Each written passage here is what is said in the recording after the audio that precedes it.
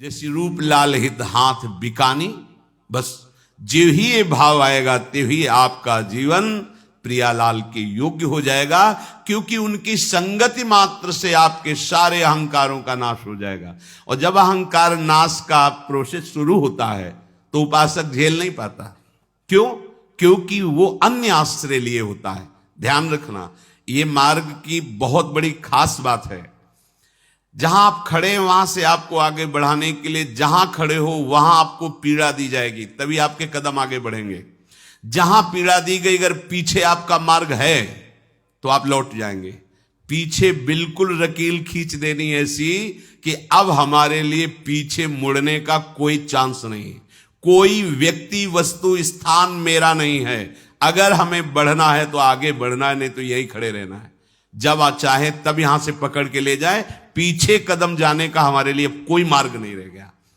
और यहां ऐसे चल रहे हैं उपासक, ऐसे कि इधर हाथ फैलाए और इधर पकड़े हुए कि अगर इधर ठीक नहीं लगा तो ये तो है ही, तो वहीं लौट के खड़े हो जाते हैं जाके। क्योंकि ताप के बिना, जैसे स्वर्ण को ताप लगाकर पिघलाकर उसे आकार देते हैं, हार कुंडल कंकण आदि, ऐसे ही ये ताप हमारे मन की वासनाओं को, पापों को, मलिनता को भस्म करके सहचरी वपु प्रदान करेगा। पीछे सत्संग में सुना तब श्री भगवान कह रहे थे, मेरे लिए विविध तापों को सहते हैं, कष्ट को सहते। कौन? जिनका अन्य कोई आश्रय नहीं रह गया। अन्य आश्रय रह गया तो माता पिता भाई बंधु रुपया पैसा खेती बाड़ी सबके घर में होती है। जो भगवत मार्ग में चलता है वैसा तो नहीं कि उसका घर भिखारी ही रहा है। अब अगर इधर उसको असुविधा और प्रतिकूलता नजर आई और उधर से संबंध काटा नहीं तो वहीं पहुंच जाएगा, पक्की बात है। इसलिए तिनकी संगति रहने का तात्पर्य है, पहले जिनकी संगति में रहे उनसे पूरा संबंध कट, और ऐसा संबंध कि अपने हृदय की दुख की बात हमको किसी से नहीं कहनी।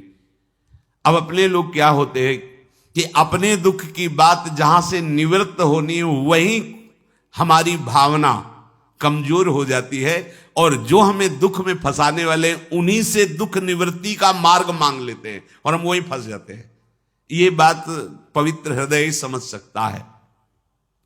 अहंकार का नाश हुए बिना भगवत प्रेम प्राप्त नहीं होता, और बिना गुरुजनों की शासन वृत्ति के ये अहंकार नष्ट नहीं होता। अहंकार छोटा मोटा देवता नहीं है, ये मूल है सृष्टि में। अहंकार से ही त्रिगुणात्मिक अहंकार वृत्ति हो, उसी से सब का प्रादुर्भाव हुआ। महातत्व से अहंकार, अहंकार से पूरी सृष्टि प्रकट है। ये संस्कृति मूल शूल प्रद नाना और सकल शोक दायक अभिमाना, ताते करहि कृपा निधि दूरी, सेवक पर ममता अति भूरी। भूरी माने बहुत बड़ी, अपने सेवक पर बहुत बड़ी ममता रखने वाले प्रभु और प्रभु के स्वरूप गुरुजन हमारे अहंकार का नाश करते हैं।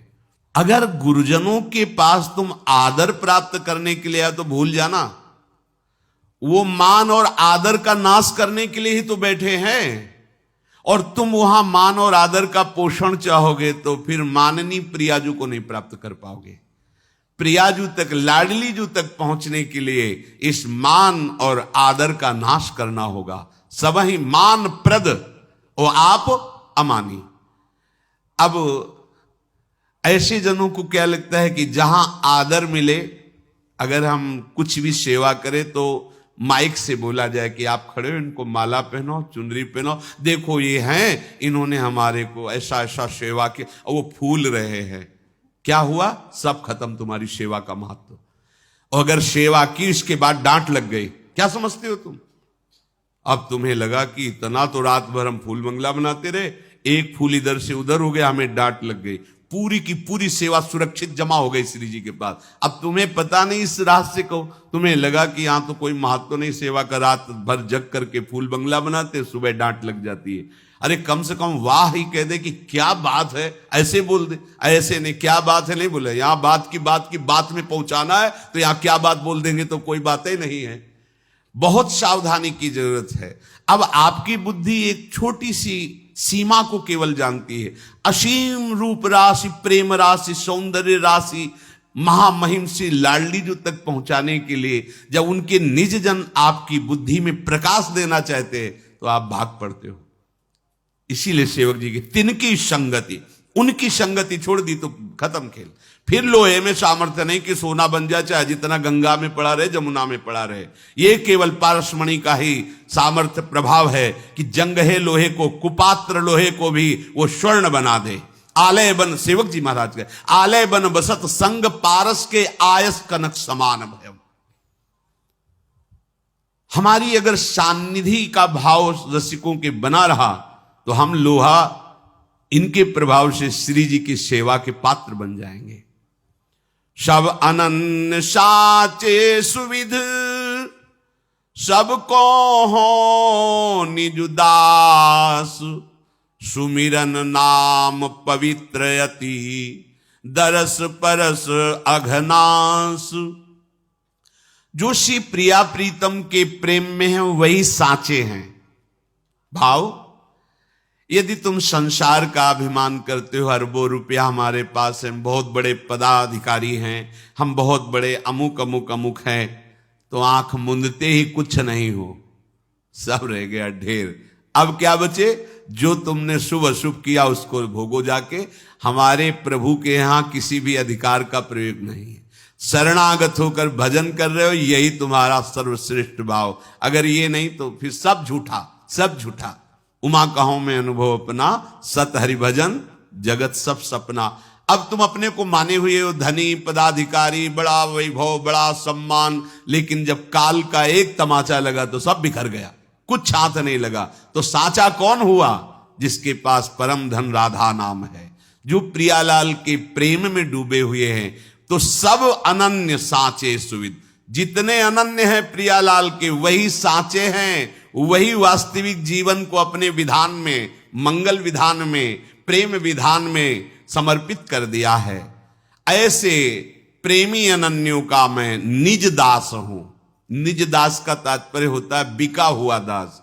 बिका हुआ दास का मतलब होता है कोई भी बदले में सुख की चाहना नहीं, बस आपकी आज्ञा में तत्पर। ये बड़ा कठिन है। श्री भट्टदेवाचार्य जी ने कहा है, घर जाया निज दास। मैं आपके घर का दास हूं, बाहरी नहीं कि सर्विस कर रहे हैं हमें पेमेंट मिल रही, नहीं, आपके घर का हूं। घर का मतलब बिका हुआ हूं। अब आप जैसे जैसे जोई जोई प्यारो करे सोई मोहि भावे, जैसे चाहो प्रभु, मैं तो आपको समर्पित हूं। तो मैं ऐसे रसिकों का निज दास हूं। निज शब्द बड़ा गूढ़ होता है। निज जनों के साथ ही प्रभु दिव्य लीला करते हैं। बाहर तो भगवान रहते हैं और निज जनों के साथ प्रभु भगवान नहीं रहते। जिस भाव के निज जन होते उनके साथ वैसे ही खेलते। सखाओं के साथ खेल देखकर बड़े बड़े ऋषि मुनियों, ब्रह्मा को भी आश्चर्य हो गया। ऐसे भगवान खेलते, ऐसे भगवान का भोग लगता है भला। तो उनके सामने भगवान है, लेकिन निज जनों के सामने उनके प्यारे लाडले लाल हैं। ऐसे ही जो रसिक जन हैं, तो आप जब निज जनों के साथ होते हैं तो उनका कुछ और स्वरूप होता है। वो निज जन ही जानते हैं। जो निज जन नहीं है वो उस स्वरूप को जान भी नहीं सकते हैं। ये वही है, वो स्वरूप क्या है और ये स्वरूप क्या है। बस ब्रह्मा जी को है कि ये वही भगवान जिनके भ्रकुट से सूर्य डर करके तपता है, काल भी डरता है, वायु भी प्रवाहित होती। एक सखा अपने मुख में ली हुई छाछ उनके मुख में डाल रहा है, ये वही भगवान है। ये निज जनों का है। अब निज जन जब हो जाता है तो वो निज सेवा का अधिकार, लाडली जू के, पहले रसिकों के निज जन, तब लाडली जू के निज जन, क्योंकि यहां से पास होकर श्री जी की सेवा की योग्यता प्राप्त होती। नहीं तो देखो कैसी सेवा है वहां। पत्रावलिम रचितुम कुचयो कपोले, जिनके ध्यान धरने की संभावना इन बड़े बड़े महापुरुषों को नहीं, वहां उनके श्रीअंग में सेवा करने का अधिकार। कितना निज अपनापन होना चाहिए। वो अपनापन रसिकों से आता है, किसी साधना से नहीं आता है। इसीलिए सेवक जी कह रहे निज दास, मैं उनका अपना दास हूं। ये नहीं कि किसी लाभ के लिए मैं जुड़ा हूं, नहीं, मैं उनका बिका हुआ दास हूं। इससे जो परम लाभ मिलता है वो लाडली जी के श्री अंग की सेवा का। विचिन्वंती के शान क्वचन कर जय कंचुक पटम क्वचाप्या मुंचंती कुछ कल, ये दूसरा कोई साधन पथ में चलने वाला नहीं, ये रसिकों के निज दास को सौभाग्य प्राप्त होता है। सुमिरन नाम पवित्र, ये रसिक जन इतने महामहिम है कि लाख बार हरि हरि कहे और एक बार हरिदास। नाभार गोस्वामी जी, लाख बार हरि का सुमिरन करो, एक बार किसी रसिक का सुमिरन कर लो, बराबर हो गया। लाख बार हरि हरि और एक बार किसी हरि प्रेमी भक्त का अमुक संत नागरीदास जी अमुक, लाख बार हरि हरि के कहने का फल प्राप्त हो गया। सुमिरन नाम पवित्र, इनका नाम स्मरण करना, इनका सुमिरन अति पवित्र। पवित्र शब्द लगता है पाप नष्ट होने पर, अति पवित्र शब्द लगता है पाप प्रवृत्ति का ही नाश हो गया, उसका हृदय रसमय हो गया। दरस, इनके दर्शन से, परस, इनके स्पर्श से, अघनाश, संपूर्ण ज्ञान अविद्या मलिनता का नाश हो जाता है। विश्वास, इसमें विश्वास काम करता है। अब विश्वास नहीं तो दुर्योधन भी तो भगवान के दर्शन कर रहा है। विदुरानी जी, विश्वास, अपनापन, समर्पण, अहो भाग्य, आज मुझे भगवत प्रेमी महात्मा के दर्शन हुए। अहो, वो रोमांच हो रहा है, निष्पाप होता चला जा रहा है।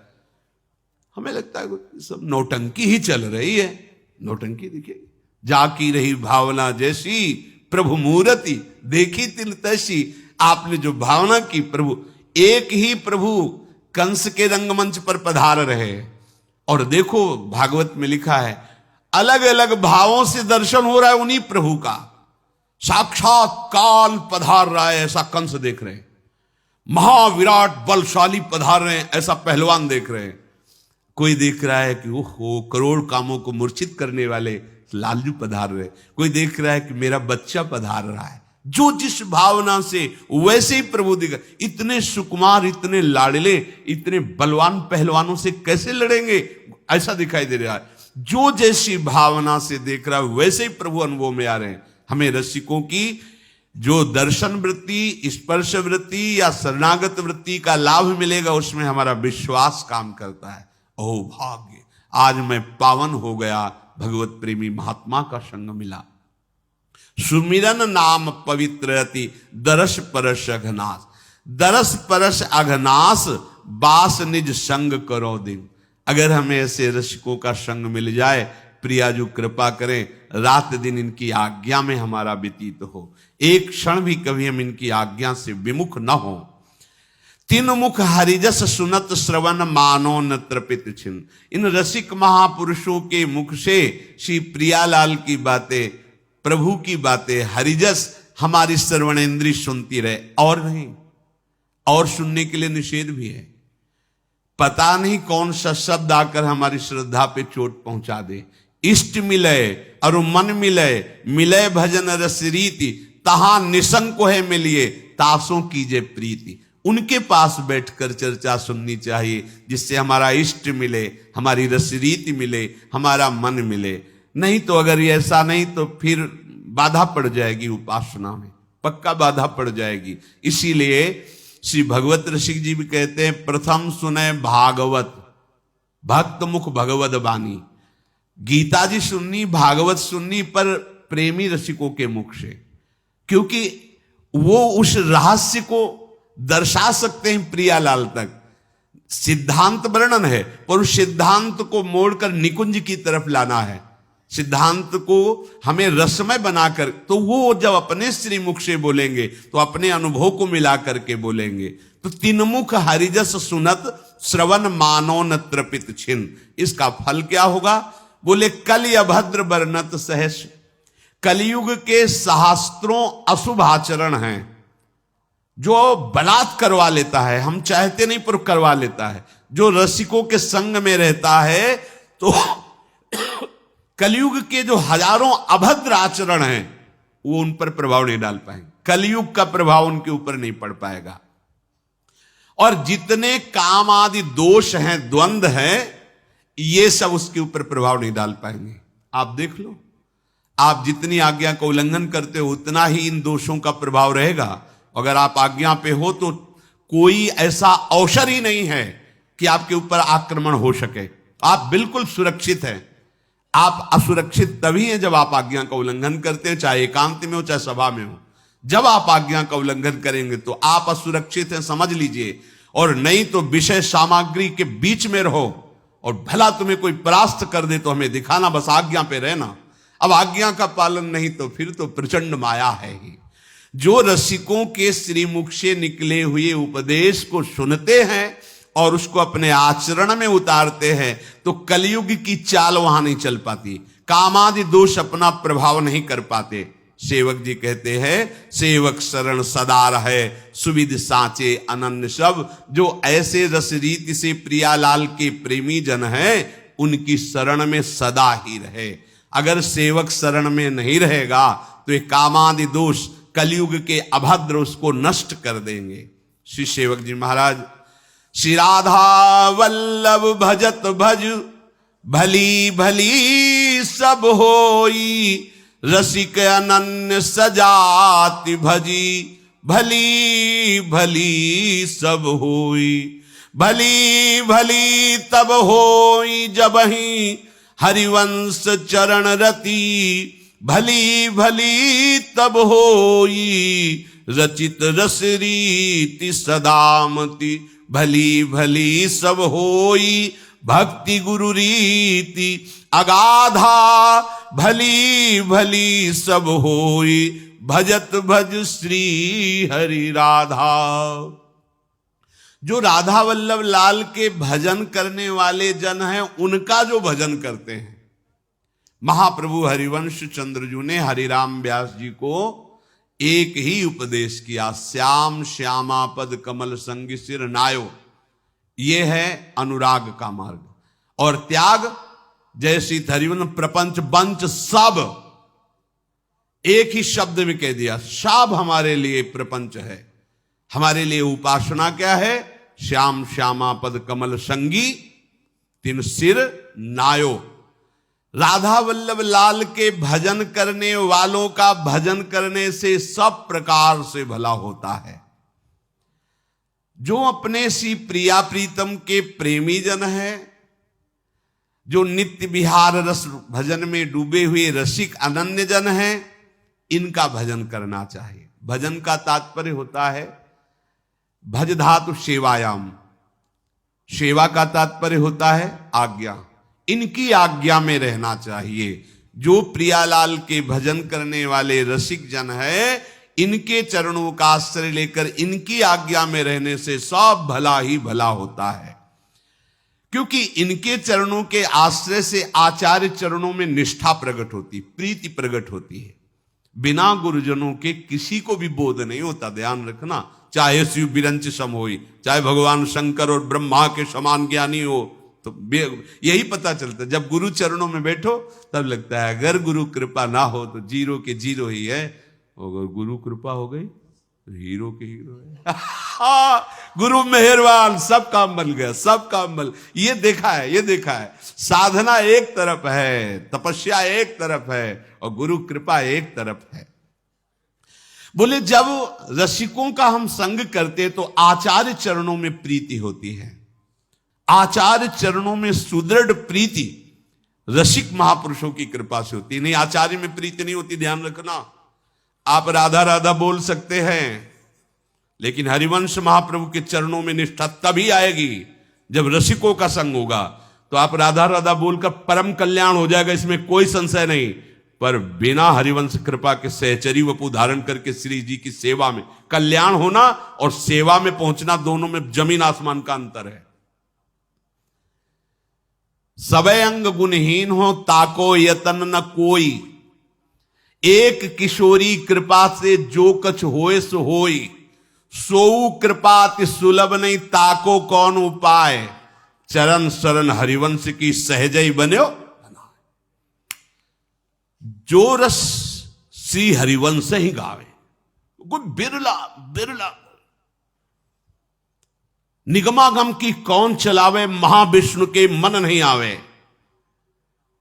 या रस को तबही अधिकारी, कृपा करें जब राधा प्यारी। और कृपा लाडली तबही करें जब श्री हरिवंश जो कर सिर धरे। सच्ची कहते हैं महाप्रभु प्रति क्षण अपने शरणागत का भरण पोषण, किसका, शरीर का तो हो ही रहा है, स्वरूप का करते हैं। उनकी कृपा के बिना श्री जी के नवनिवृत्त निकुंज में प्रवेश पाना हृदय का बहुत कठिन विषय है, वो आप सब देख लो। और जैसे जैसे आचार्य चरणों में प्रीति बढ़ेगी तो गुरु चरण तुम्हारे जीवन धन हो जाएंगे, क्योंकि वहीं से वहां प्रीति बढ़ेगी। और जैसे आचार्य चरणों में प्रीति बढ़ेगी वैसी लाडली जो खेलने लगेंगी आपके साथ, पक्का, इसमें कोई संशय नहीं। ये यहां की बात कहते हैं, यहां जो लिखा है ना, वो तब बात बनती है जब गुरु कृपा से यहां जागृत होती है। बिना हरिवंश कृपा के इस वैभव में प्रवेश होना असंभव। आप नाम जप करके, धाम वास करके परम मंगल को प्राप्त हो सकते हैं, पर लाडली जू के कपोलों पर पत्रावली करने का अधिकार, श्री चरणों में महावर लगाने का अधिकार, लाडली जू के ठसक में भरकर लालजू से बात करने का अधिकार, ये केवल हरिवंश प्रताप से प्राप्त होता है। अंदर से समझ लेना।